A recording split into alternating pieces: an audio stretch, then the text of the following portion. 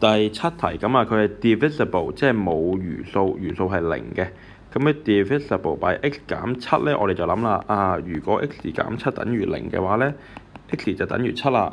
咁所以咧，我哋嘅策略就係代七入去 ，p 七即係2乘7嘅2次減11乘7加 c， 呢條數就會計到零嘅。咁然之後解方程啦，咁啊呢度撳計數機咧應該21加 c 等於0，你就會計到 c 係負21㗎啦。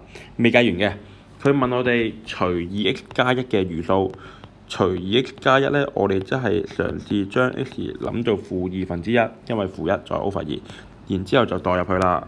咁咧嗰個就直接係計緊 remainder 㗎啦。嗱，今次呢一步咧就唔係解緊方程，而係直接揾緊 remainder 㗎啦。